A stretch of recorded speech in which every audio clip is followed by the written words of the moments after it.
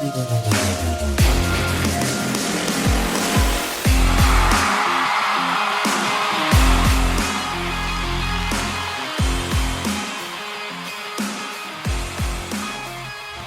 right, Colts Nation, strap up because we are starting off with a little bit of story time. So, when I was younger, let's call it 6th grade. I believe 6th grade is correct. I'm not 100% sure. Let's call it 6th grade for the sake of the story. I was going to my friend Austin's house. I was going to hang out with Austin and Justin. Go figure. Me, Justin. So Justin, Austin, and Justin. Josh, if you will. And I go to the house. I have no idea what we're going to do. I promise this will relate back to the Indianapolis Colts, by the way. I promise. Just wait for it. Go to their house with not quite a clue what we're going to do, but I do know that we're going to be doing something that involves going outside. So I walk in to Austin's door through the garage, and I see him zipping up a backpack. So I ask, hey, what are we going to do? He says, we are going to go to a place called The Rinks in Hauppauge, New York, for those of you who know where it is. And we are going to decorate, if you will, or in other words, graffiti, some of the property over there. We're going to go hit up the bathrooms. There's a brick building over there. We're going to draw on it, so on and so forth. Now, before I continue this story, I do want to say something, and I feel like it goes without saying, but maybe, my intimidating self, you might not know. I am vanilla, if that's not clear enough, okay? I am not about that life. I'm not hard. Pause. I grew up, maybe a little low income for sure. I would take pride in the fact that everything I earn in this life won't be handed to me. Low income, yes, but also a safe area, not one riddled with crime, okay? If trouble were to open my front door, break into my house, open this room, spit in my face, take this computer I have that I'm recording on and smash it onto the floor, I wouldn't know what trouble is, okay? I could not recognize trouble from a mile away. I'm not that way. But regardless, on this given day in 6th grade, I say, let's go and do it. So we end up getting caught, right? Long story short. And we go through this entire juvenile delinquency trial, really. I mean, there was a judge, there was a jury, there was a sentence, and I end up getting sentenced to X amount of hours of community service. And throughout this thing, I am terrified the entire time. I mean, I really think I'm about to get in some real trouble. I thought I was getting off easy with 10 hours, 20 hours of community service for some graffiti, okay? I mean, they were telling me what the real sentence was. I thought I got off easy. I was terrified. Now, years later, I come to find out that the entire thing was fake, that it was a sham.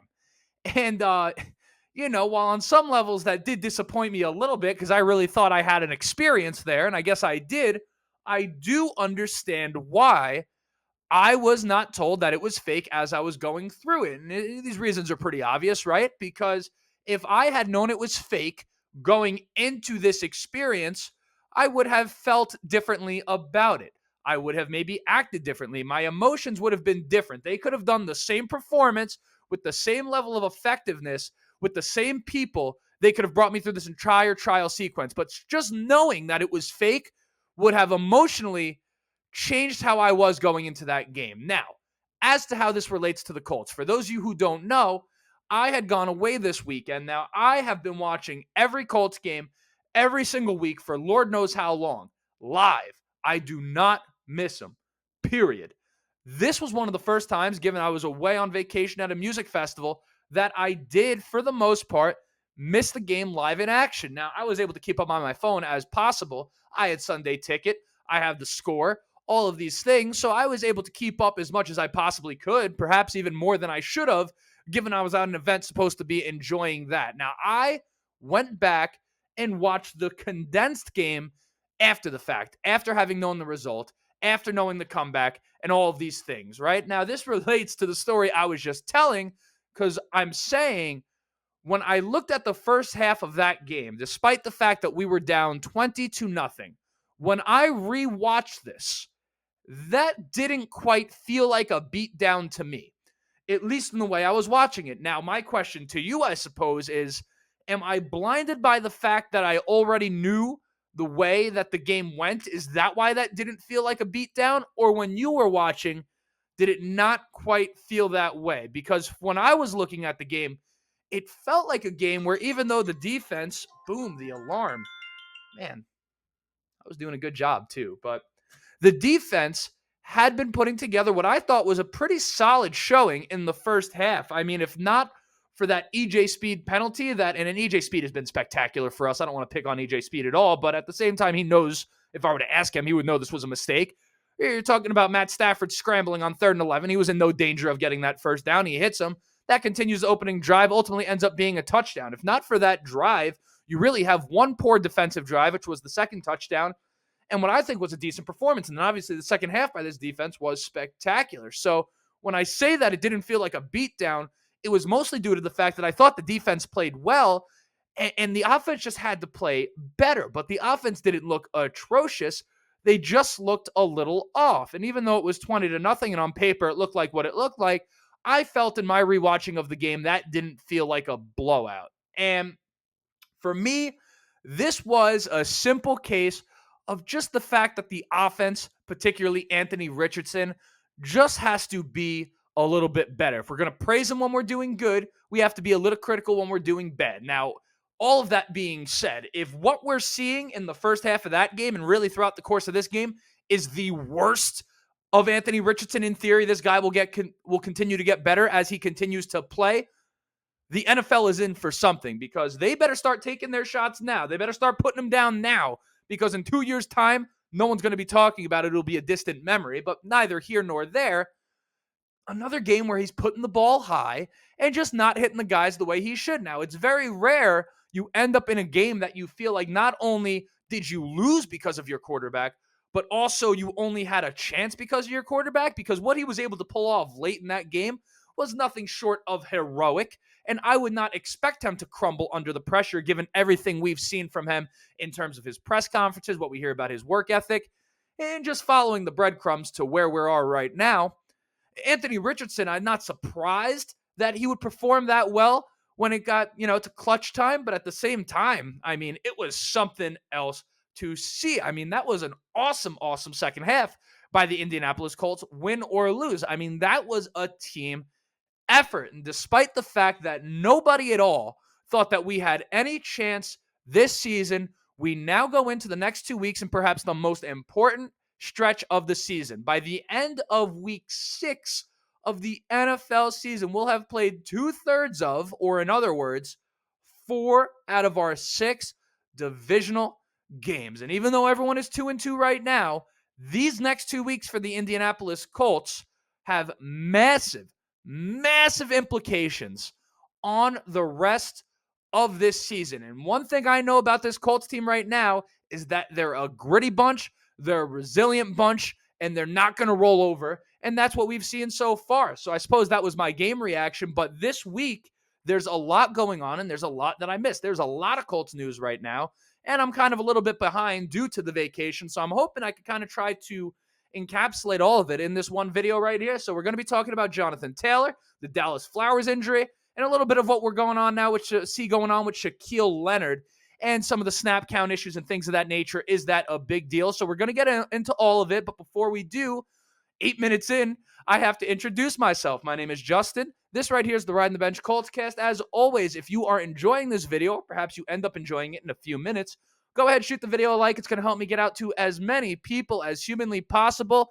And if you're a returning listener, and of course, if it's your first time as well, but particularly you returning listeners, if you keep coming back, if you're enjoying this, please do subscribe. That's going to help me in some way. The goal right now is 2,000, and then it'll be 3,000, and then it'll be 4,000. But the real goal is to become the biggest, the best Colts podcast on planet Earth, period. Now, I have a long way to go, but it starts with a like. It starts with a subscription.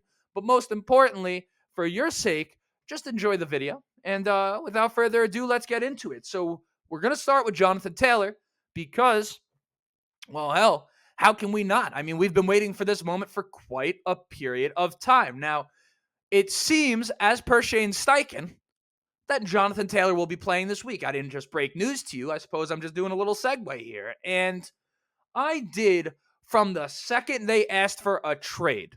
And you could go back and fact check me here if you'd like. I viewed this as perhaps the most likely scenario, is that nothing gets done, nothing happens, and he just ends up showing up and playing, because realistically, when you looked at it through the perspective of what can JT actually do about it, The answer was really nothing. Now, that being said, the feng shui has been off this entire time. So, in terms of him showing up, playing, doing well, there being no drama, I will believe that when I see it happen on the field with JT. That being said, there's no mistake that as it currently stands, there is no real reason in front of us to be concerned. In fact, if the question is whether or not he's going to be healthy enough to play this week, if you ask me, I don't even ever think he was all that injured. Now, you could talk about the failed physical, this, that, the next thing, but I'm not going to sit here and explain myself as to why I think on some levels he was faking an injury, but I do think he was faking an injury, and I know that's out of pocket, but I'm here to call it how I see it. I'm not here to make friends. I'm here to tell the truth as I see it. That being said, of course I'm happy JT is back, and I don't even, if he was faking an injury, I put that more on his agent than him. Someone had to, I understand the whole deal, all right? There's business going on. They're both acting in their best interest. Right or wrong, not the point. It's water under the bridge. If JT could come out and play well and help this offense, which is already overachieving, Lord forbid, has a player that everyone thought we could not do anything at all without. You think of the idea of JT and Zach Moss. That's a very, very special thing for this offense. So, of course, we're rooting for JT. I don't have to sell, at least right now, I don't have to get rid of the painting that I have of Jonathan Taylor above my bed for all the ladies to see. And yeah, that's my thoughts on Jonathan Taylor. Now, I want to shift things over to Dallis Flowers because this is a big loss, and this was a guy who was playing well to him. And much like Dallis Flowers, I also tore my Achilles this year. And the Colts, by the way, are a team that just, I haven't like checked, obviously. I don't even know if you could find it, the numbers of teams across the league that have guys with torn Achilles. But I mean, I feel like everyone involved with this organization tears their Achilles. You're talking about Rodrigo, was it Rigoberto Sanchez or Rodrigo Sanchez, because we had Blankenship and stuff. Rigoberto Sanchez, Julian Blackman, Dio and Dangbo, and now we have Dallis Flowers. I think I missed someone in what I just said, but I'm not even going to go back to it. The torn Achilles is such a difficult recovery, and I feel so bad for Dallis Flowers, who is performing very well. Now, I had my surgery on February 14th of this year, and I obviously am not going to be going to play contact football, let alone contact football in the NFL. I play flag football, and that does require a level of athleticism, but ultimately nothing like what these guys are doing. Not that I had to specify that, but I am now, you do the math, what was that, 8 months, right? I stopped counting after, like, basically I was able to walk. Like 8 months post-surgery, I couldn't go out there and play a full game of flag football right now, and I have taken the recovery very, very, very seriously. Very seriously. Now, I had a full rupture. I don't fully know all the details of his. Point being is Dallis Flowers has a long road ahead of him, and in the position he plays, this might not be the same guy for another maybe 18 months. He'll be able to play before then, but I'm talking about really being the Dallis Flowers he was before the injury. If it is to happen, you're really looking at 18 months to 2 years for him to be 100% ready back to playing at the level he was just playing at, if you ask me. And just, I hope his surgery goes well. I hope he stays in good spirits in the recovery, because it is absolutely not an easy recovery. You ask a lot of questions.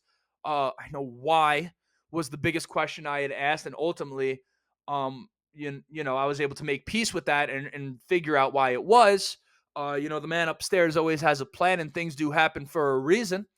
If that's the type of thing you believe in, whatever you believe in, go ahead, of course. But the question as it pertains to the Colts is who steps up now. And I'll tell you, I'm looking at two guys. Well, I'm looking at all of them. We only have 5 corners that are healthy, right? So Jalen Jones obviously was a darling of training camp and was ultimately the guy that we drafted in the 7th round that beat out the 5th round pick for the corner spot. So this is a great opportunity for him. You look at a Darrell Baker Jr. Now, you want to talk about a guy, obviously no one's wishing injury on anyone, who just got a break and just got an opportunity to prove this team wrong, to get a second chance. Darrell Baker Jr. was the guy, unquestioned, number 1 outside corner through OTAs, through training camp, through preseason, and it wasn't until that fateful day against the Houston Texans where CJ Stroud lit him up, which in hindsight doesn't exactly look like something that, I mean, everyone is getting lit up by CJ Stroud right now, but that, maybe a topic for another day. What an opportunity for him to come out, get a second chance, maybe a fire lit under his ass after going from the starter to being a healthy scratch. What an opportunity for him. We're also going to have to see how Tony Brown does in the wake of this situation. Do keep in mind there was a play, was it against the Jaguars, where Kenny Moore and Dallis Flowers collided, and we're like, damn, we just went down bad at corner. And then Tony Brown comes in, literally first play, gets a pick, and it was not brought to the house, or maybe it was brought to the house. Point being is Tony Brown comes in, gets a huge play on his first play in. So you have three guys with a huge opportunity. This corner group has already overachieved as is. And while I don't want to be delulu about it, I don't want to be delusional, I also would like to acknowledge the fact that we have a defensive front playing very well and a linebacking core playing very well and safeties that aren't getting beat deep all that often. So it seems, at least to my eye. I haven't checked the numbers. So there's a good core in place and a defense that's playing together and an incredible defensive mind in Gus Bradley to hopefully have these guys come in, next man up, and hopefully just not miss Dallis Flowers too much. I'll tell you, if the Colts are able to survive in the secondary when losing Isaiah Rodgers and Dallis Flowers and trading away Stephon Gilmore, I mean, my Lord, you want to talk about some great work by I don't know who, you name it, Shane Steichen, Gus Bradley, Chris Ballard. I mean, this would be a very, very special thing for the Indianapolis Colts to pull off. So that is Dallis Flowers. Now, finally, most importantly, maybe not most importantly, but most concerningly, I want to talk about Shaq Leonard because now he played less than 50% of the snaps this week. There's already been a bunch of talk about him not being the same guy. Missed much of the second half in this game. And when you talk about situational football, at least working him in those moments, I mean, we were seeing guys like Sagan Olabi, who I absolutely loved when I went to training camp. But he's coming in over a guy like Shaq Leonard, who's getting paid like $100 million.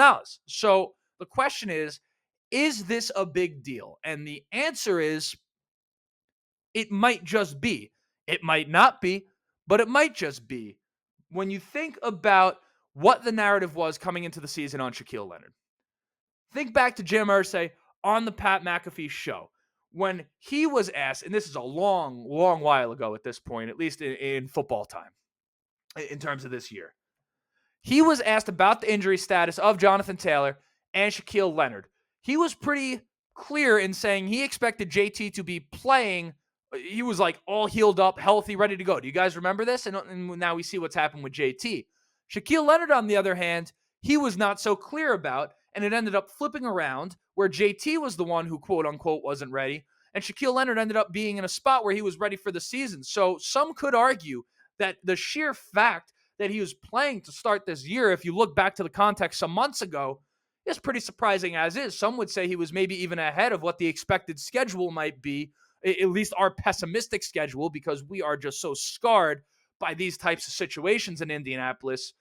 I think it's a win that Shaq was able to get out there at all. Now, that being said, I believe I read, and if I'm misquoting this, then my premise is completely off, that the snaps have actually been descending week by week by week. Now, is that based off performance? Is that just based off of situations and it's coincidental? What exactly that is, I could not be 100% sure, but I do know that EJ Speed alluded to the fact that they're still trying to work Shaq Leonard back into it. There's no question about the fact that something is up there. Now, will he ever be the same? I don't know. But it seems like that question is far away, and the question in front of us is, can we get him to be a full-time linebacker again for Indianapolis? That is going to be something to monitor as we move forward here in this season. With that, that is this week's weekly roundup for the Indianapolis Colts. I will be coming back to you very shortly, as soon as I possibly can. I got to sort through the topics, got to sort through the ideas, always making sure to bring you quality over quantity. That's the name of the game over here. If I could do both, great, but I'm always going to do quality first, or at least what I presume to be quality. Obviously, if it's not good, it's not good. I do the best I can, but that is my mentality over here. I'm never just pumping out content to pump out content. I like everything to be meaningful. I like everything to be a little bit different than the piece before it. So with that, my name is Justin. This right here is the Ride the Bench Coltscast. If you haven't liked, subscribed, now's the time. If not, I'll see you next time or I'll never see you again. Go Colts.